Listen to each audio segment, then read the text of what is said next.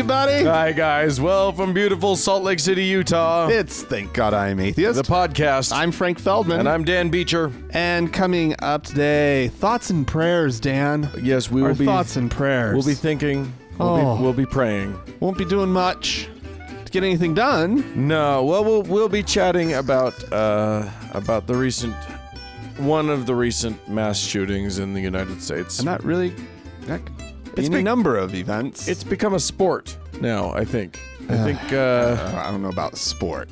I think we need to start betting on it. We need to start. That's really sick. Like where the next one's gonna be. Yeah, it's just How many people?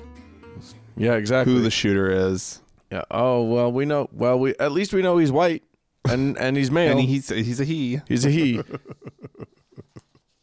All right. Well, I've got a story to start us off with today. Okay. You know about Saudi Arabia? Saudi Arabia's been coming up a lot lately. I've heard of Saudi Arabia. We've talked about Saudi Arabia in the last few episodes, especially in particular this thing about women driving. Yes. And the kingdom is going to allow women to start driving as of like June of next year or something like that. Like, don't want it to happen too soon. No. You let everybody get ready and prepared. Emotionally and you know, for the women to learn how to drive before you just let them start driving, I suppose that's probably a thing. Well, Coke, a cola, is the international soda brand. Yes, they are ahead of the curve, I guess you could say, for their marketing. Okay. To celebrate this new development in Saudi Arabia. So they've produced a new ad. Oh my. That the story of the ad is a father, right? A Saudi father. Yeah. Is teaching his daughter how to drive. Oh. Right. How titillating. With a bottle of Coca-Cola inserted into the whole thing. Right. Right. And this has upset some people online. Other people have applauded it. Coca-Cola has come out and said that they always celebrate. What's their line? Coca-Cola is continuing its legacy of celebrating positive social and cultural change in its advertising campaigns by releasing a topical and timely ad in the Middle East. Okay, sure. All right. The campaign touches on the brand's values surrounding diversity and inclusion and aligns with Coca-Cola's commitment to enable the economic empowerment of women. I get what their intention was. There's just something really weird. First of all, it's so forced. I watched the ad, and this Coke, the bottle of Coke, the girl's having a really hard time. Right? Well, it's a stick shift. Girls don't know how to drive. It's well, clearly there's a whole nation of women that don't know how to drive, and or ostensibly don't know how to drive. Right. And so she's just like back and forth. She can't get the clutch right. Yeah. And he opens a bottle of Coke for no apparent reason other than to put it on the dashboard.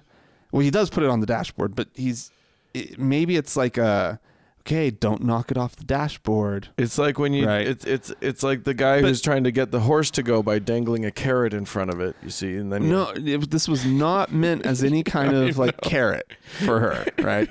And considering how she had been driving up to this point, it's not like this was like a test to see how good she's gotten. Right. Like, keep it on the dashboard. Yeah, exactly. You are going to spill this Coke. Right. And so, of course, the car lurches. It falls off the dashboard. He grabs it just in the nick of time. A little bit spills out the top, but not enough to do any damage, right? And then he hands it off to her. She takes a big old swig off of it. And then it's like she's now determined. And she puts it back on the dashboard. And she keeps it on the dashboard. But it's a bullshit story because it's all about like I just couldn't get away from the patriarchy. Is it a bullshit? Like, that sounds totally reasonable to me. I'm sure that has happened a dozen times. No, the magical that has never happened. Elixir of Coca-Cola never fixes her. No, I know. And she's now able to drive a stick shift. Obviously true. Here's what I'm wondering about. Yeah. Can brands that have been going as long as Coca-Cola, can they recycle advertising from the 50s in America and throw those over into the countries that are a little behind the time, in the Middle East and, you know, maybe Africa and some parts of Asia? Just like use the old ads for them. Could do, perhaps. I don't know. But there was just something that didn't set right with me. Yeah. Because it was this whole, it sounds the dad's sloppy. really anxious and the girl's really just a bad driver. Right. Right. And I was like, why not just show like a powerful, you know, A woman driving. Driving well. Driving through the streets of Riyadh, right? Which of course is still illegal. So how do you get the shot? But they could come up with like some, you know, special effect or something, right? Right. So she's driving around and she's enjoying a Coca-Cola while doing so. That would have been far more like here's one. compelling. I'm going to pitch one to you. Okay. We see like a delivery truck. We see a bottle of Coca-Cola. It's driving around, and all we see is like as the deliveries are being delivered, the looks on the faces of the people who are accepting the delivery, surprise, delight, different things. We don't see who it is, and then finally at the end it flips around. It's a woman. It's a woman delivery driver? Yeah. Yeah, no, that's not going to happen. That's a man's job. That's $1 million idea, Coca-Cola. That is $1 million idea. You owe me. That's a good idea, Dan. I like it. It's a little bit of a surprise. It's unexpected. Right. And she can be in a doesn't hijab. feel. Oh yeah. Oh totally. That's fine. Yeah. Yeah. Anyway, let's move on. I am going to take us to Hilldale, to Short Creek. Oh. Down south. Those of you who don't know those phrases, or Colorado City, these are all the same place. Colorado City, Arizona, Hilldale, Utah. They're on opposite sides of the border, and you combine them to make one town called Short Creek. Right. Or if you're a Utahn, Short Creek. And this was and has been for a long time the home of the FLDS, the Fundamentalist Church of Jesus Christ of Latter-day Saints. These are the polygamist ones. Yeah. Warren Jeffs used to be in charge of them. Right. Then a bunch of them moved to Texas. Anyway, it's still very much an FLDS stronghold in Utah. But not as much as it was with our recent elections. What happened? It looks like now as of the time of this recording, Election Day was yesterday. Okay. So we don't have anything official here, but it looks very possible that the new mayor and 3 new city council people in Hilldale, Utah are going to be non-FLDS people. What? Which is shocking. Did the FLDS not vote? Well, no, here's the thing. Like, how did this happen? For the longest time, as you know, the FLDS had such control over this town that they didn't even basically the leaders of the church would get together, decide who was going to be mayor, and run that person unopposed. Right. And they would just have this sort of de facto vote. They would just. I mean, it was nothing. Like a third world military dictatorship. Right. Everybody, quote unquote, votes. Right. The person wins with 100% of the vote. Right. And that's the mayor, and those are the city council people, and that was just how it worked. Well, not too long ago, a while ago though, there was a big kerfuffle. Was it This American Life that did a whole story on the breaking up of because the church also owned all of the property. People would buy property and then donate it to the church. So the church owned everything. It was all centralized, and then would let people live in certain things. And it became a problem, and there was a court order that broke it all up, and the court was actually handling all of these properties. And they basically started to sell off some of these houses because the church had a lot of debt to the. I mean, there was also this like all sorts of welfare scamming and all sorts of other stuff. Right. So the church owed a lot to the state. So the state's been sort of selling off assets to non-FLDS people, in large part, or to people, and people have been leaving the church but staying because they get a really cheap house or whatever.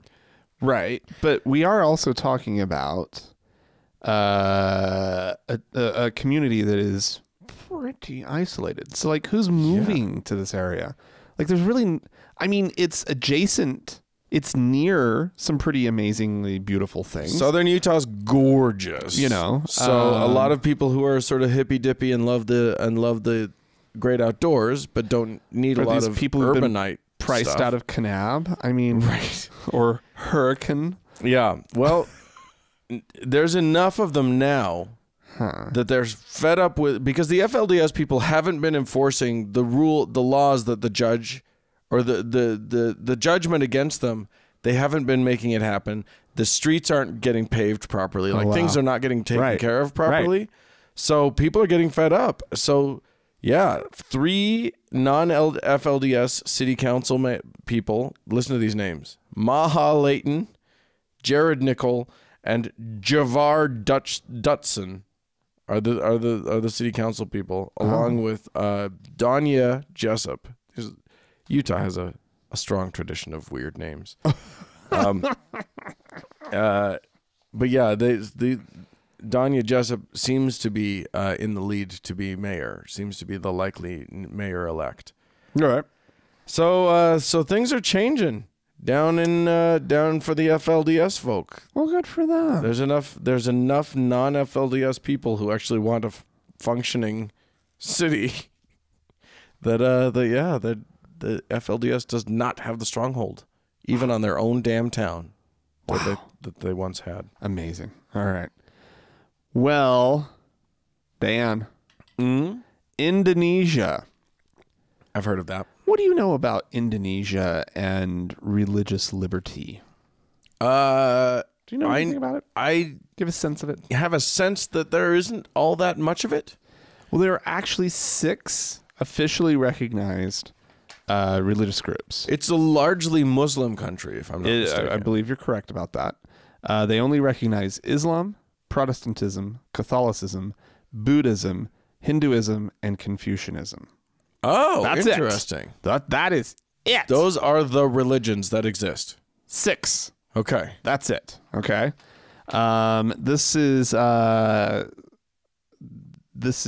basically since 2006 it's been this way. There was a law put into effect that these are the ones that they recognize and none other. And everybody else can go screw. Basically. But that meant that followers of indigenous faiths, animism, and what else? Something else. Some sort of little hill community witchcraftery. I have no fucking clue. Right? Something stupid. Something dumb. Something that probably deserved to be outlawed. Right. Well, they all probably do, or none of them do. Right. One or the other. Well, the Supreme Court of Indonesia has declared this law unconstitutional, and this now paves the way for these groups to be able to practice openly and freely and blah, blah, blah, wow. blah. This actually comes as kind of a surprise. Yeah. The conservatives in Indonesia have been on the rise and have been gaining a lot of power and control and basically run the whole show. Interestingly enough, however, this is not, for some reason, going to help Shiites and Ahmadiyya Muslims. Are they not recognized? I'm assuming by Islam they mean Sunni. Sunni Islam. That's what I'm the real Islam. I mean, all these other Islam bits and bobs, these little offshoots. I'm not sure. This apparently they just have so apparently I guess for whatever reason their blasphemy laws, I guess, make it hard for these guys to sort of get like identity cards and whatnot. Oh my God. So they're not, so they've got some problems there. These Muslims. Gotta love the purity tests. Oh, I know. They allow Protestantism and Catholicism. Which is funny because what the fuck does Protestant mean at this point? Yeah, why does it not say Christianity? Why Like not do 5? Protestantism. And one of them be Christianity. Like, does Jehovah's Witness count as Protestantism? I mean, technically not. I And just like Mormonism isn't Protestant. mean, You maybe know? they could make it in under the wire. I don't know. Just depends on who's making the definition. Well, Mormons don't consider themselves No. Protestant, and J-Dubs definitely don't. I'm as just far saying. as my understanding of J-Dubism. But what do the downtown Mormons say when they want to get into do their missionary work in Indonesia? They probably don't do it, but just They seems probably like say that they're we're Protestants. Protestant. I wonder if that was written very intentionally. Open. Protestant, Catholic, Right. As Right. specifically to exclude Mormons. sort of upstart, Yeah. Christian cults. Yeah. Interesting. Who can say? Who can say? Well, someone in Indonesia might be able to. I thought that. That's really weird. Isn't that weird? Yeah. Yeah. We need to start. I like the idea of limiting the number of religions that there are. Oh, you're what religion? Nope, that's not a real thing. Just start grandfathering them in. Right. Say there can be no new religions. Right, exactly. We're done. We're done.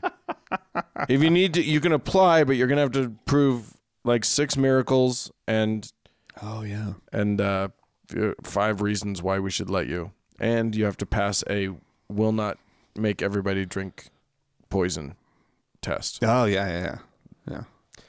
All right, I'm moving us along to a poll that was done by the PPRI.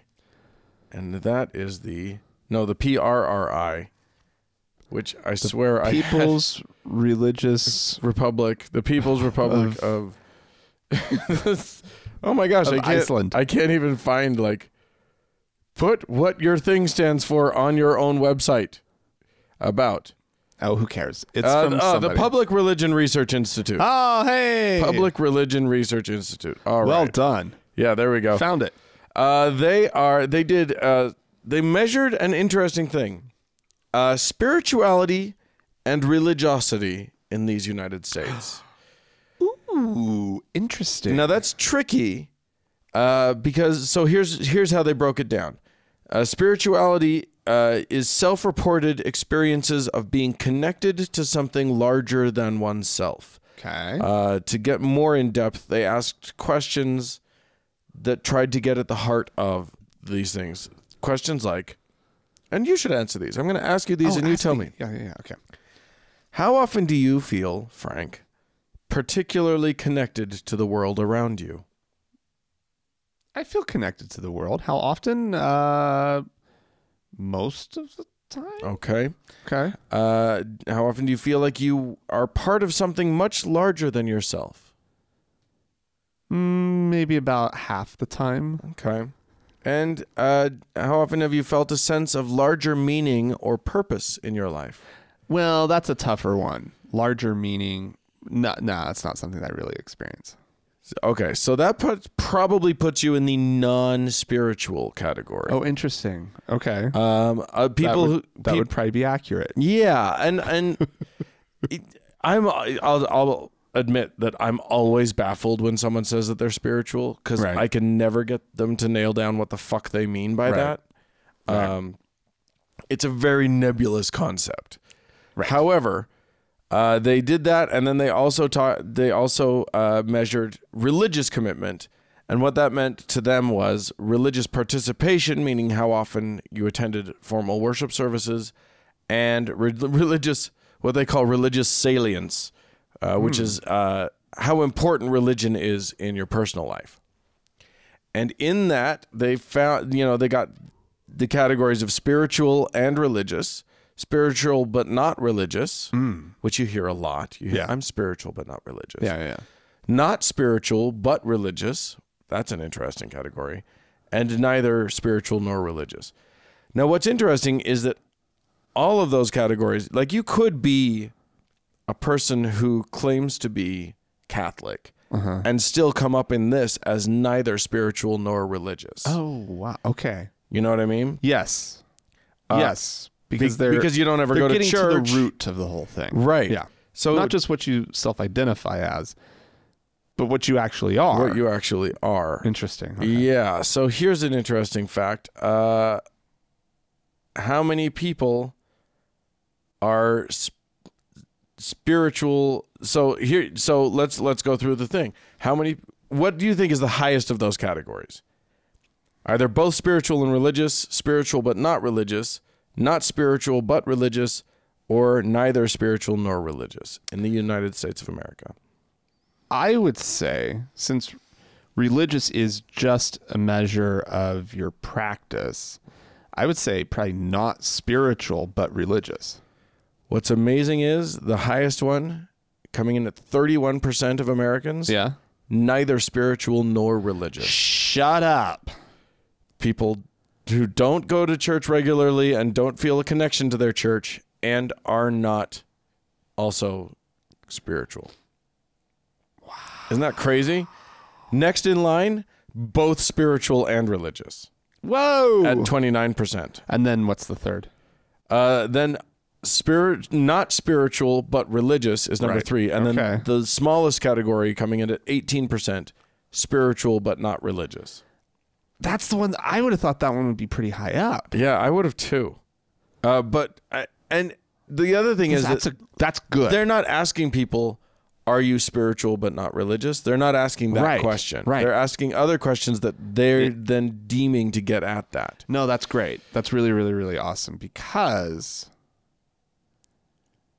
I don't have... I sort of expect people to be religious or spiritual if they are also religious.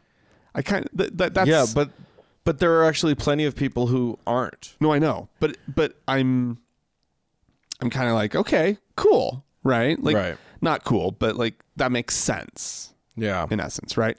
But spiritual but not religious has always, like you said earlier, it's always just kind of a confusing thing to me. I don't know what you're really trying to say. I think what they're really trying to say by saying that is that they are not... please don't confuse me with an atheist. Right. I'm scared of that word. Right. And I still feel something. Yeah. I think a lot of people, like, they leave... the logic, the logic of the religion doesn't make sense anymore. Right. They understand that they don't believe that, but they still have feelings that are very powerful to them. So they have to describe that in some way. Mm-hmm.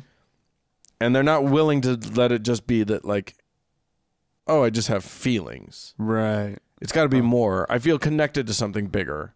I don't know what it is. I can't explain what it is. Right. Maybe it's nature. Man, the word energy comes up. Ugh. That is not a useful word.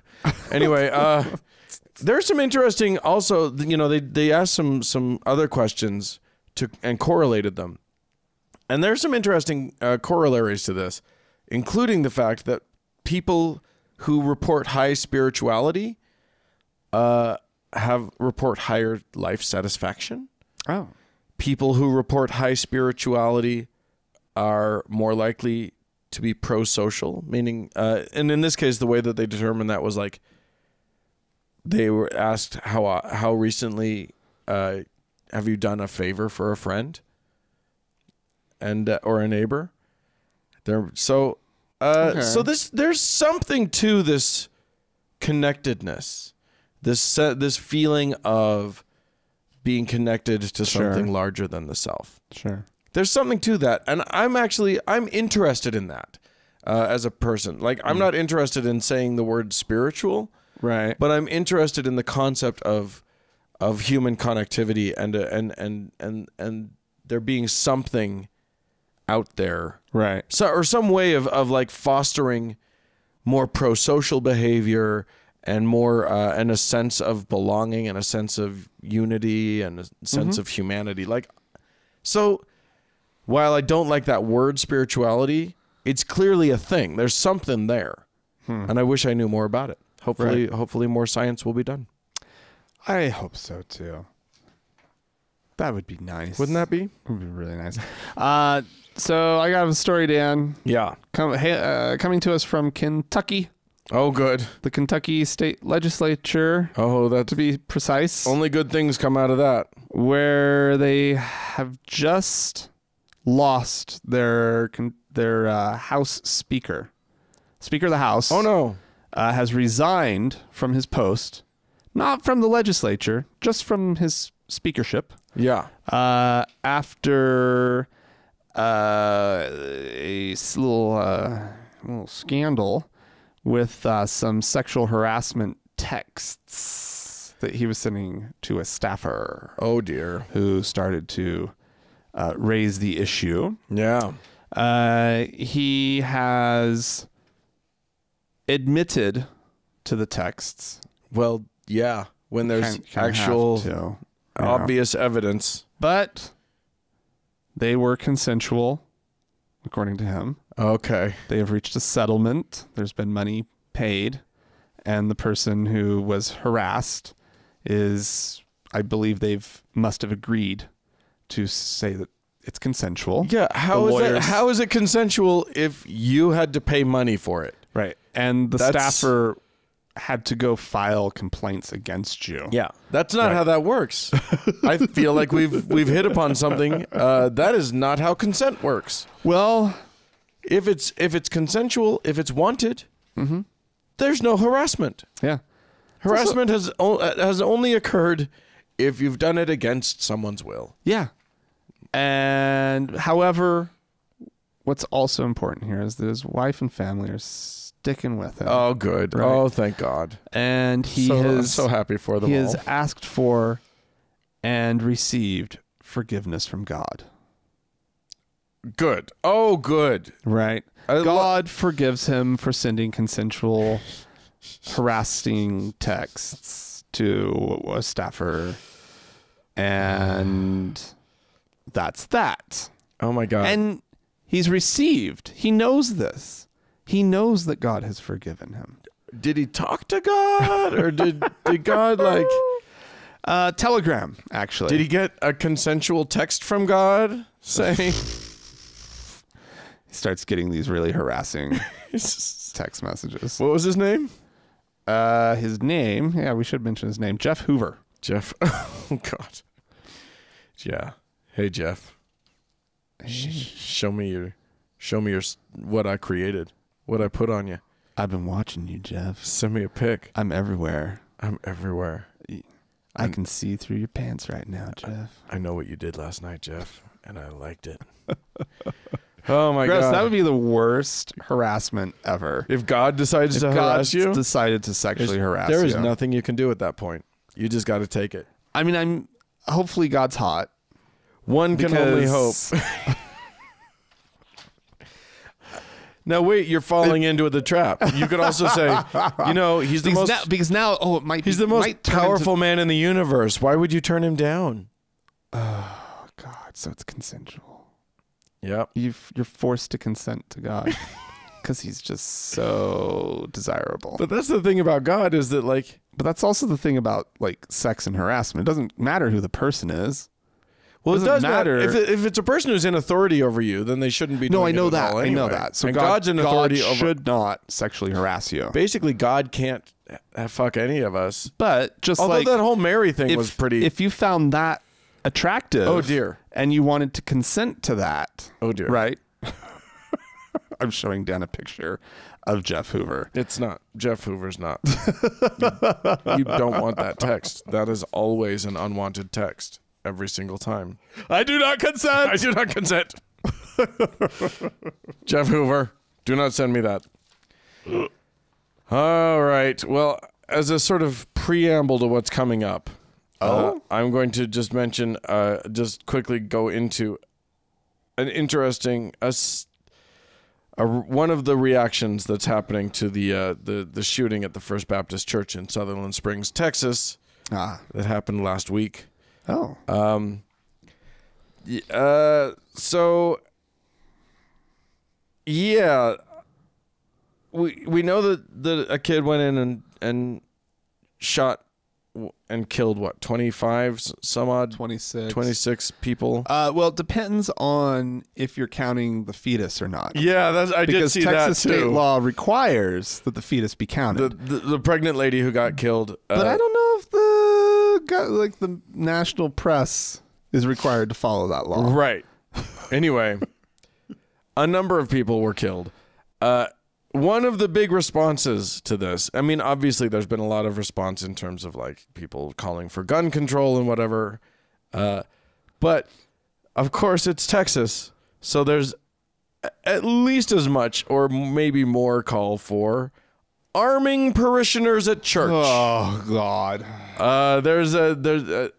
So a law was passed not too long ago, and I think we talked about it on the show, that made it legal for churches to have armed volunteer guards. Do you remember this? Yeah. Yeah, now they're talking about just having some guns in the pews. It's next to the prayer book. Next to the hymnal. Exactly. There's a little thing up in front of you. You got the hymnal and a holster. Right. And you can just pull out the gun. And, if you're really feeling the spirit, you could probably fire a couple straight up at the ceiling. Pew, pew, pew. Well, you could also just have like a little glass display case, like with the fire hydrant. Right. break the glass. In case of gunmen, break glass. Yeah, and then you pull out your firearms and... Yep. You do that too. All of the things. Yeah, there is now a call going out a lot. First of all, apparently when that law was passed, a lot of the churches didn't find out about it. So now there's a big push for churches in Texas to understand that they have the right to have volunteers make everybody feel wildly uncomfortable by patrolling with their guns. Just have a guy walking up and down the side of the church with a semi-automatic rifle. Right, exactly. You're protected. I'm going to protect you. I'll protect the fuck out of you. In Jesus' name. Yeah, so I think... so part of this is they're trying to get the word out about this right. But, I mean... I don't know. It's dumb. It's really dumb. There is some pushback against this. A person named Gil Switzer, who's the executive director of a group called Texas Gun Sense, said that somehow claims that there's no data to support the idea that having armed personnel roaming your churches would actually be able to prevent a mass shooting. I don't need that data. No, because it's just common sense. It is common sense. Only thing that can stop a bad guy with a gun. No. I'm going to say, if you live in a society where you accept the fact that there are just madmen out there with guns, right? Because you let them have the guns. Right. And there is some sense, I have to say, there is some sense to having armed guards in public spaces. It's stupid if they were because you're following a line of logic, but I believe the one does follow the other. I feel like if they were incredibly well trained, then maybe, and I'm only going to give you a maybe on it. Right. Well, what about this guy who comes out of his house with his rifle and starts shooting as deterrent to the guy who's shooting up the church? Well, that's the thing. A lot of people are talking about there was a good guy with a gun who ended up sort of chasing him away and then stopping. Except that all happened after the guy had already killed 20 some odd people. Right, but he was still in the process of shooting. No, I think he was coming out of the church by that point. I didn't think he ever went into the church. He was standing outside the church shooting the thing up, wasn't he? No, I think he made it in, and then he was coming back out. Whatever. And that's when the hero got to him. Whatever. I mean, the guy probably wouldn't have even gone if he had seen. Well, or rather, if you see armed guards, guess who the first victims of your shooting are? Well, yeah, but then everybody else has notice. Then right, yeah, or to get their guns out. Yeah, exactly. I think that's the idea. I think the idea here is arm everybody. And then it's just a lunacy. melee. Then it's just a melee. It's absolute fucking lunacy. But if you got the madmen because you're not screening people, guns are easy to get your hands on, so forth and so on. I get people's reaction. I understand this like desire because there's clearly nothing we can do as a society at this point because guns are so entrenched in America. Apparently. Right? In our political system is so corrupted by the money from the gun manufacturers and the NRA and everything. Right. Right. So in that world, what do? You might as well protect yourself, I guess. The problem is, more guns. I'm very uncomfortable with what's happening right now on our show. But I'll step back just a little bit, right? I'll retract that a little bit because the flip side of the whole thing is there's also no way of knowing where any of this is ever. It's a huge country, yeah, and these shootings seem to be more often now than they ever were. Mass shootings, certainly, yeah. I mean, like, how many a year do we have? How many people? You can't even count that high. It's impossible. I mean, yeah. I don't know. We'll be talking about this more, yeah. But from a totally different angle coming up later in the show. I think. I guess where I'm trying kind of to get at is I don't want to live in fear. Yeah, and I think that having your everywhere that you go armed. Yeah, with guards promotes a culture of fear. Right. And that's what I don't want for myself. Well, what it says, I'm trying to really say is I kind of get where they're coming from, though. Yeah, I mean, I think they need to step back and say I don't want to live in a society where guns are so freely held, right? But that's not where they're from. But that's not where they're at. And they're already in a fear headspace. That's where they live their lives on a constant. Right. And thing. now more and more small town America is even more afraid. Yep. Which is crazy town. Yeah. I mean, honestly. It's brilliant, though. Has the heartland all stirred up. Sure. Absolutely. Anyway, listen, you guys now are all stirred up too, you listeners, you viewers out there. So go ahead and write to us. podcast@thankgodimatheist.com is the email address. Or you can call and leave a voicemail message. The telephone number is 424-666-8442. It is indeed. Go to the Facebook page, facebook.com/TGIAtheist. Participate in the conversation there. Click that like button. And while on Facebook, search for the TGIA Members Only Lounge and request to join. It's a closed group, but we'll let you in. Yeah.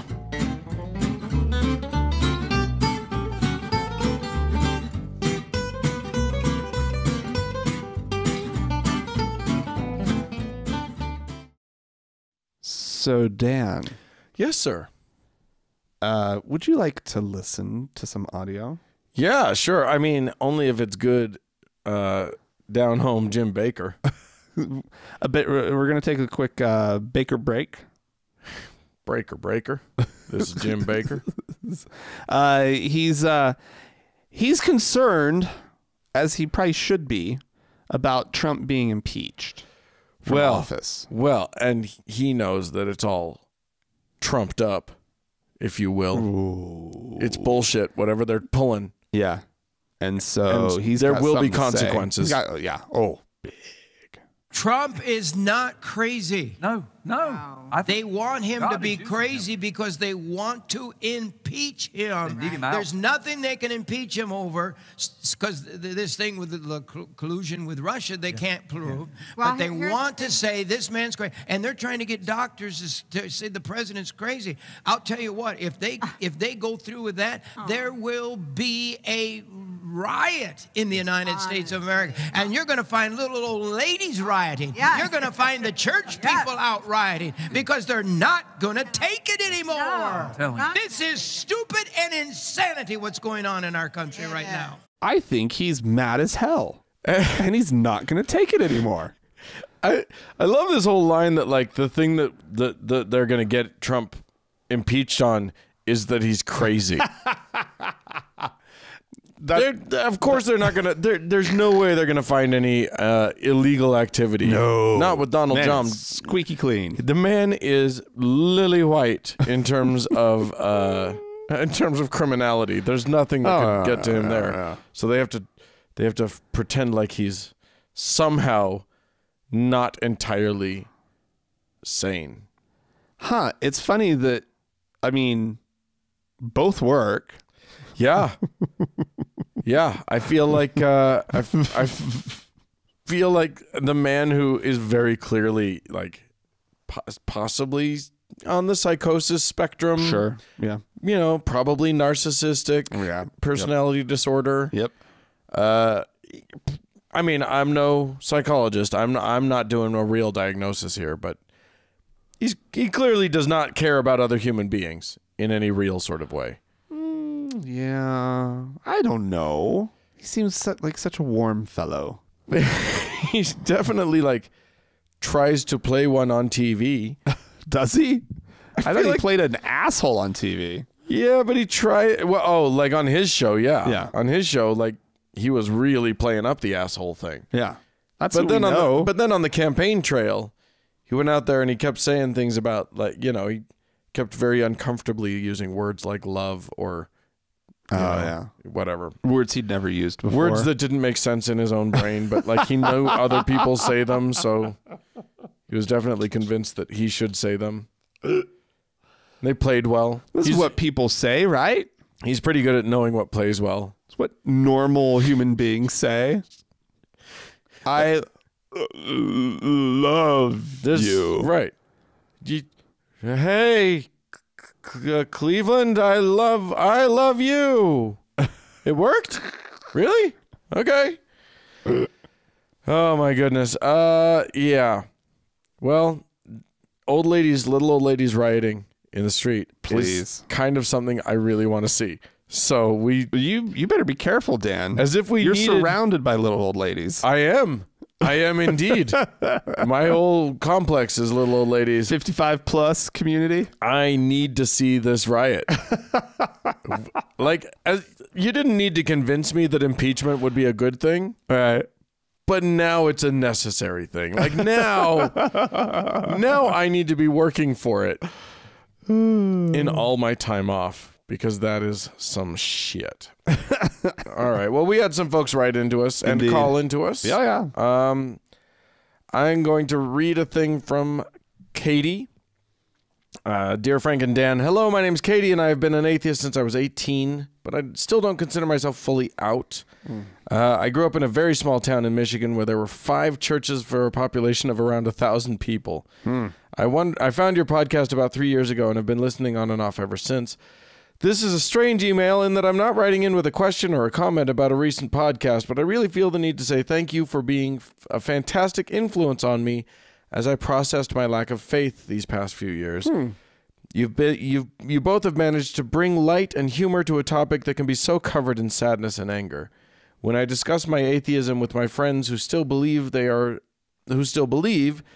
always sad for me. And the inverse of that is when discussing my atheism with my atheist friends, they can get mad about the current state of religion in the world. I listen to your podcast every morning now. Thank goodness there are hundreds. Well, that doesn't sound healthy, does it? Yeah. No, anyway, and I have found it is the only way I would want to start my day. Thank you again for all you do.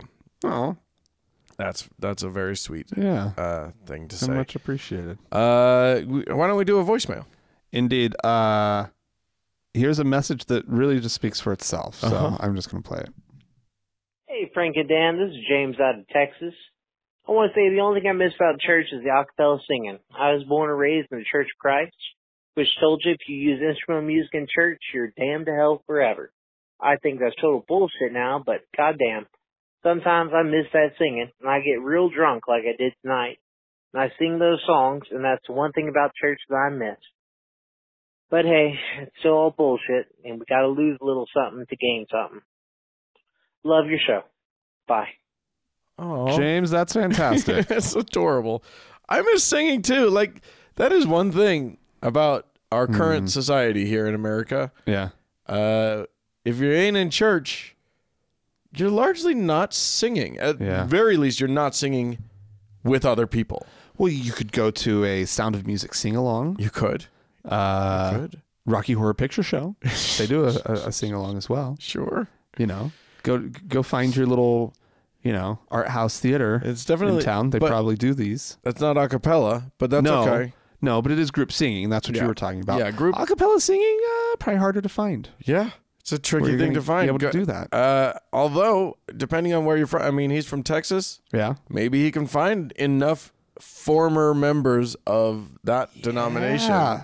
Yes. Get an a cappella group together. I think that's a great idea. Get a singing group going. Yeah. Start writing some atheist songs. Yeah. Some hymns that aren't about him. Right. Or just sing some of the standards. Yeah, or just old sing God standards. songs. Fine. Doesn't matter. It's fine.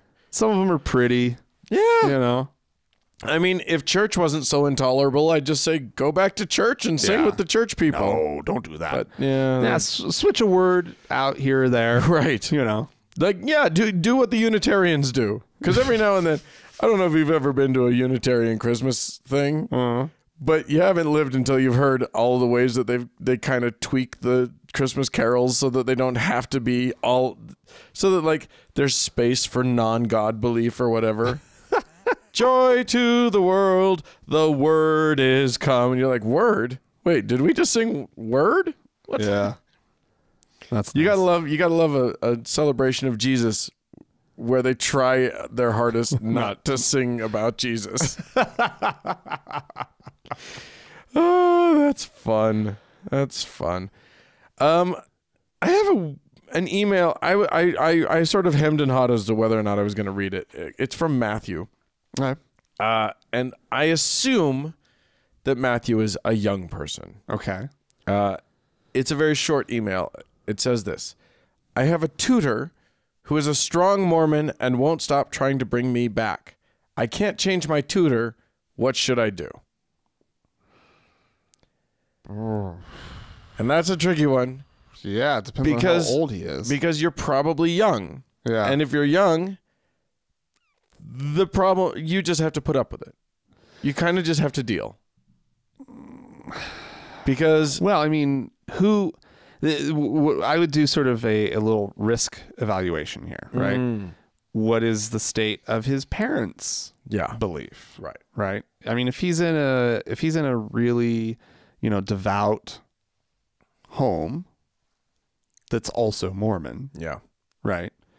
And this tutor's coming in and trying to like get him back to church, but his parents are kind of just like, well, we're letting him, not do the churchy thing, but we don't mind these outside influences. Then you can push back a little harder. You could. Yeah. Right. I mean, what you can do in any case is just say, hey, can we focus more on the math? Or hey, can we focus more?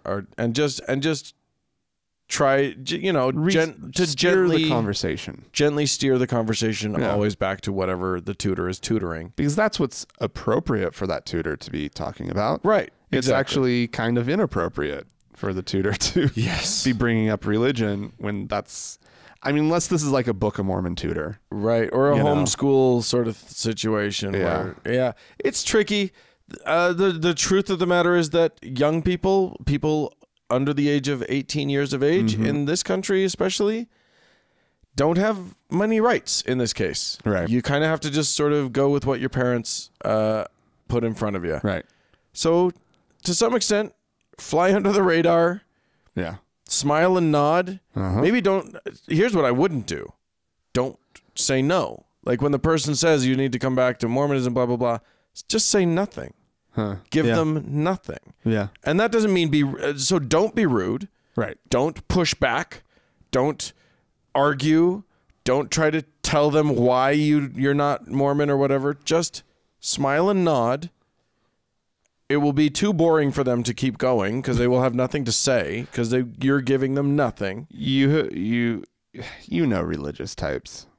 The one thing they can always do is just keep talking religion. Well, whether you're interested or not. Right, but then but if you say nothing and you're just like, okay, can we go back to math now? Hey, you're on the clock here. Yeah. Okay. Let's I have a test coming up. I really need to get into this. Yeah. But yeah, don't argue. Arguing's not going to help anything. Yeah. God, that's rough though. It's a tricky one. It's a tough one. Sorry to hear about that. Yeah. That's, it sucks. Let's acknowledge how much it sucks to still be in that kind of situation. To be a kid who doesn't believe something, but the whole world's just around you is going to keep pushing it on. Yeah. Don't worry. It does get better. It gets way better. The nice thing is that there will come a time soon, very soon, right, when you can just get rid of all that stuff. Right. And because just live you'll your be life. an adult. You'll have hopefully means of supporting yourself. And you'll be fine. And you will be fine. But when you're stuck in those situations, you just got to wait it out. You just got to close your eyes and realize that it really, like in the scheme of things, it won't last that long. It gets better. It feels like a long time, though. Yeah, it sure can. It sure can. Hey, I'm going to start the donor section of our thing. Oh, because great. we got a one-time donation. Okay. From David. Oh. On our website, there are multiple options for donating. We've been hitting the Patreon thing because Patreon is sort of our preferred method for people to donate to us. But you can give just a one-time donation. So David did that. Gave us the message, said, best part of my week. Wish it could be more. But nice. No, it was delightful. Thank you so much, David. Thanks, David. And then we have some new patrons on Patreon. Oh, lovely. We have Soen, who's a new faithful listener. We have Katie, who is a... Have you forgotten the things? What's coming in? There's the it's faithful, venerable, beatified. Beatified. So Katie is a new beatified listener. Ooh. And Elvin is a new pope. We got a new pope. Woo! Pope Elvin. Pope Elvin. That's great. Wow. Pope Elvin the First. Thank you so much to all of you that you are blessed among all of your compatriots. Yes. Among people, you are blessed. Indeed. But who's the most blessed and person? who's doing the blessing? Our Lord and Savior. Indeed. Who is our Lord and Savior for this week? Angela! Still Angela. Angela is still holding strong to her position as Lord and Savior over all of you people. Yes. If you're listening to this, she's your Lord. I hope you understand that. So pray unto her and give thanks. Well, she's a nice lady. So that's not the worst thing ever. Yeah. Could be a lot worse. Have you read about that guy in the Bible? He's terrible. Whoa, he's a nightmare. Anywho, hey. And if you'd like to join them, any of them, right? Please go to our website. At whatever level you're comfortable with, whatever level we could sure use the help. But it's you just go to thankgodimatheist.com, click on that Patreon button, and show a little love.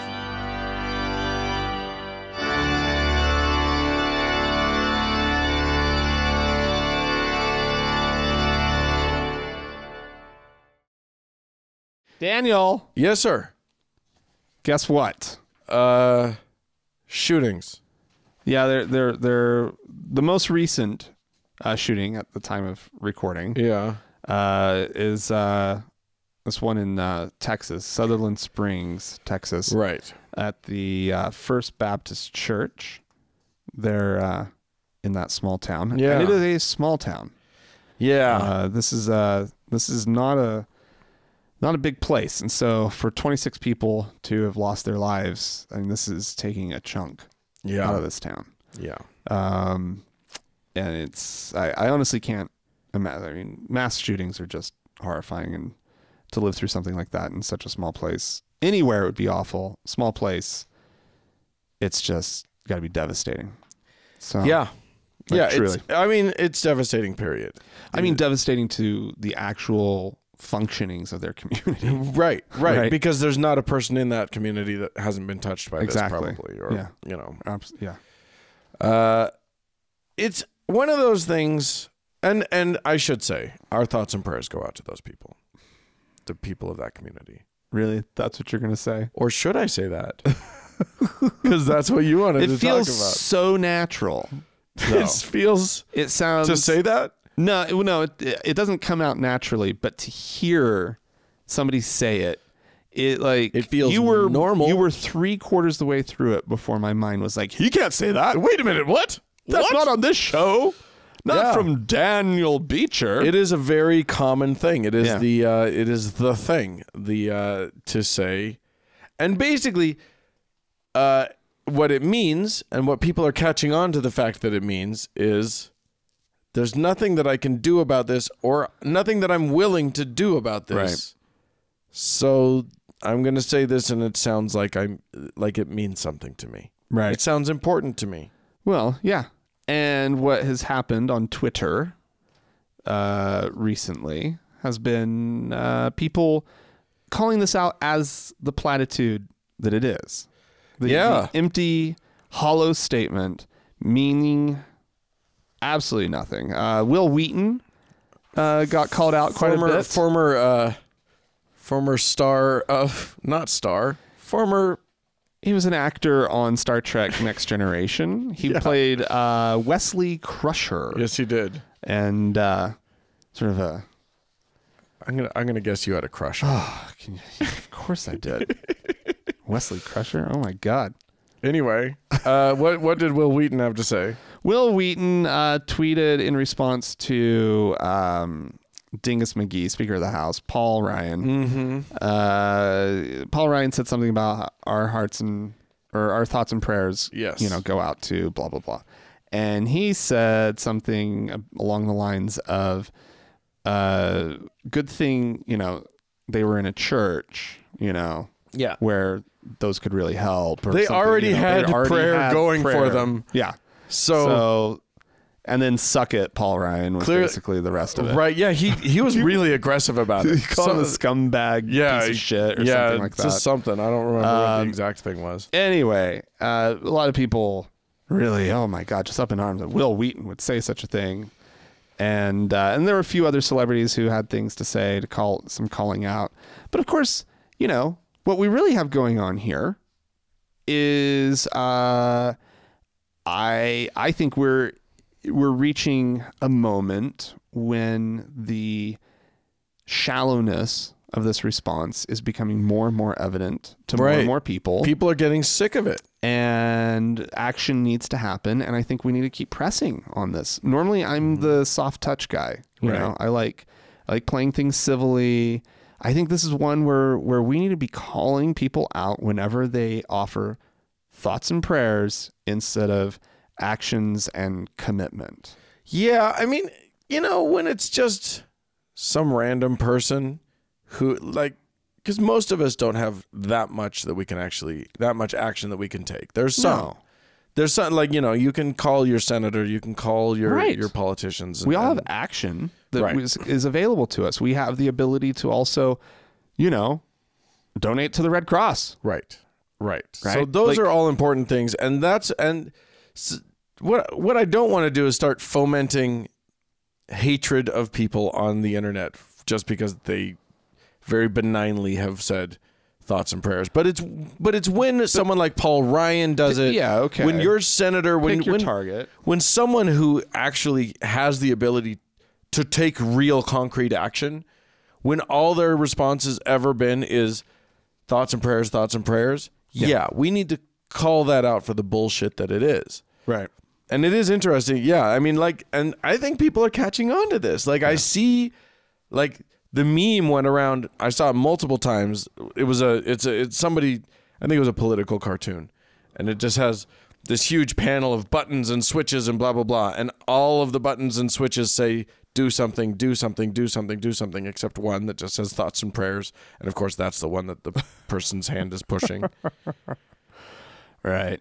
Yeah. I mean, if prayers did anything, well, shootings in churches would not work. Right. Because, I don't understand the concept of intercessionary prayer anyway. It doesn't stand up to logic. No. Because the same people who believe in intercessionary prayer, including Paul Ryan, who, as a response to all of this, gave the very definitive prayer works speech. Yeah, atheists don't understand faith, clearly. These people don't understand faith and how faith works. Because prayer works. And it's no, actually, we understand how faith works. Yeah. Not only that, all too well. We also understand that prayer doesn't work. Because these same people, Paul Ryan, if you asked him, does God have a plan? And is God's plan changeable? Right. He would say no. He would say, yes, God has a plan, and no, if it's God's plan, it's God's will. It's God's will. Yeah. So why are you praying? Everything, he's already planned it all out, apparently. Well, God can, I mean... God changes his mind? He's an infinite God of infinite possibility. Would he be allowed to... One of the possibilities is that he could change his mind. Maybe if we all prayed louder. That was I saw someone who was like who wrote a letter to his senator that was basically like, yes, I thank God you're doing your thoughts and prayers. I think you just need to do it. I mean, you're a senator, so they'll listen. So God will listen more. You just gotta please pray day and night as loudly as you can, because if it's going to do something, we need you to do it. Gotta be loud. Well, here's the deal, Dan. I don't know if you saw the article this week where Pope Francis actually admitted to falling asleep during prayer. So if the Pope himself finds prayer so dull and boring that he falls asleep during it. Yeah, somebody needs to fix up prayer. Well, they need to spruce up prayer. Oh yeah, maybe they can come up with some new prayer, maybe some modes. Good prayer moves. Yeah, you know, like some dance prayer. Yeah, that'd be fun. Yes, prayer revolution. Right. It's a video game. Yeah, where you have to. Oh, we could get. I mean, you know, the Native Americans had all the good dancey prayer. This is true. I don't know why we're not doing that. And look how often it rains. Believe me, it's every bit as effective. Rain dance is probably actually a stereotype and offensive to say. So I probably. But they do have dancey prayer. They do have dance. They have dances. African tribes seem to have some sort of dancey prayer kind of thing going on. What about the whirling dervishers? Yeah, sure. I don't know if that's prayerful, but I mean, they like how it makes them feel. If you whirl enough.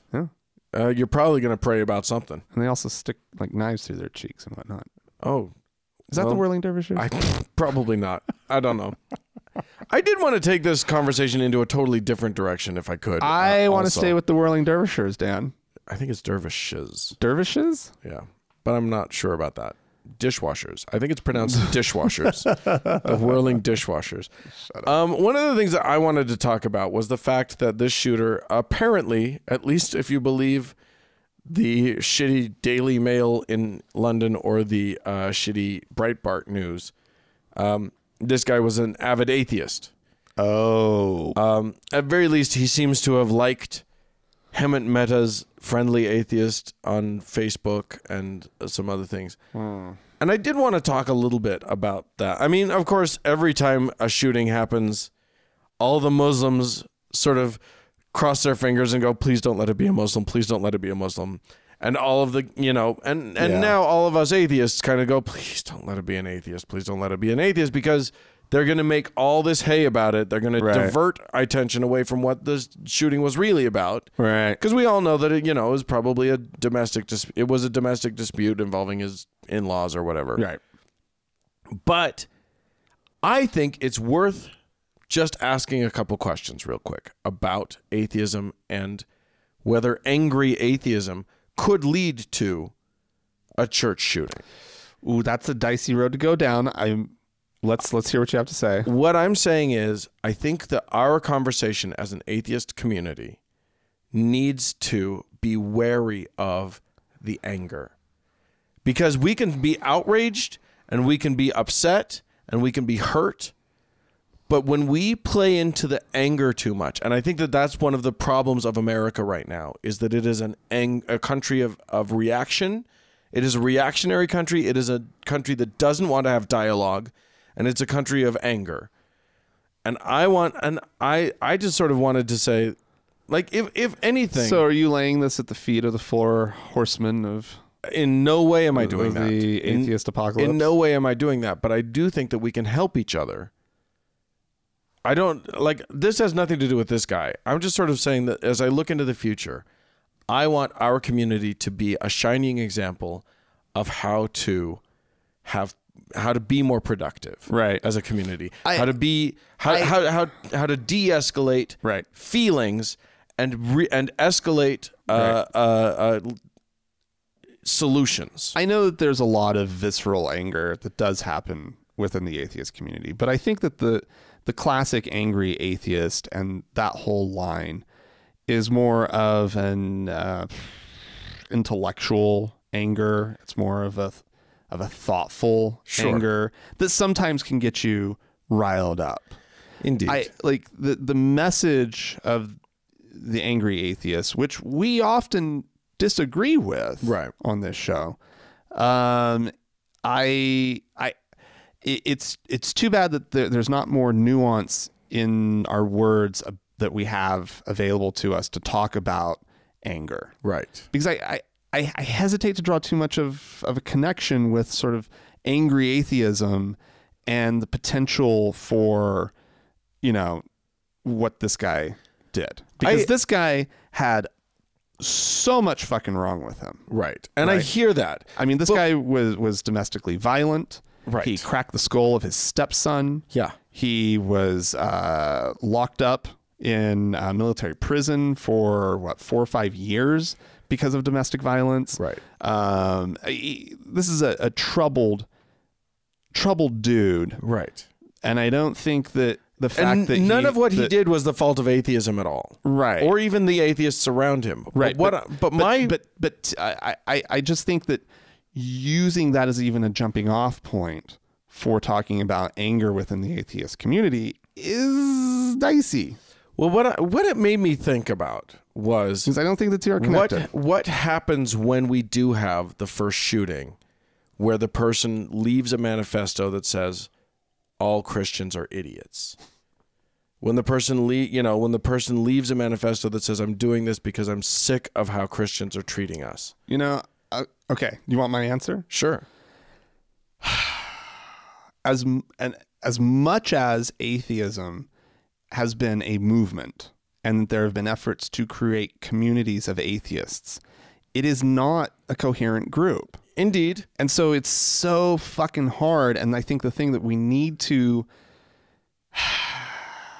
it's not like anybody's really going to listen to the point, but I have nothing in common with somebody who thinks that way, and or who could leave that message and then go do a mass shooting. But that doesn't make it any less our problem, because the people because the rest of the society is going to believe that is going to make that association. Right, but then just like they do with Muslims, right? But how many fucking Christians of various different stripes have gone off to do horrible, awful things? Yeah. I mean, that's the defense. Yeah. It's like, sorry, every community has its bad seeds. It's true. Right? So if we're forced to own them, because otherwise it would look like we're trying to wriggle out of something. If we're forced to own some dipshit atheist for the time being, all you do is you say, sorry, guys, look at yourself in the mirror. Right. Look at your awful Baptist community. Look at your awful Catholic community and the evil that has been wrought by you guys. Yeah, I guess all I'm saying is that the children who have been, molested and abused. Sure. By not just members of your community, but the leaders of your community. 100%. I'm with you 100% on that. What I'm saying is that I would rather be more proactive than that and just say, as a community, let's us take the lead in having better conversations to start with. And maybe in the future that can actually prevent this from happening. Well, but that's not going to prevent the mental illness that first leads the person to... It's not always mental illness, though. A lot of these guys are not mentally ill. They're just angry. They're just badly adjusted. And I say we can help with at least that component by having good conversations that help us adjust ourselves better in society. It's just a thought. It's just a thought. That's not an atheist community problem. That's a societal problem. Agreed. But but when I see as much as when I see people in our community saying things like all believers are idiots, all believers are stupid, they're all against us, they all have ill will or whatever. I just want to modulate that to say, you know what? We don't need to foment hatred of an entire group of people. Sure. We can just say, you know, we object to, you know, us being marginalized, and we object to society being overly Christianized or whatever, and we can object to all those things without fomenting hatred of the entire group. All right. And I think that's a useful thing. I think that's a useful takeaway from an event like this. Okay. Cool. I just don't see the connection because he was shooting up his mother-in-law. He wasn't shooting up. I understand. The connection is to the immediate feeling that I had when I saw the Breitbart article and didn't know yet anything about the mother-in-law. When the mother-in-law thing hadn't come to light yet. Right. But the Breitbart article was saying atheist shoots up church, and it made sense to me that could happen. Right. Okay. And it made sense to me that the reason that could actually be the reason an atheist shoots up a church. Okay. And I just thought, you know what? We can do something about that. Right. There's action that we can take to make sure that people don't have feelings that would lead them to shoot up a church. They can be angry, but we can help them funnel those feelings into much more productive. That's perfectly fair. Things. We don't want the atheist ISIS. No, exactly. And maybe I didn't maybe get at it very well. We don't want ass. Ass.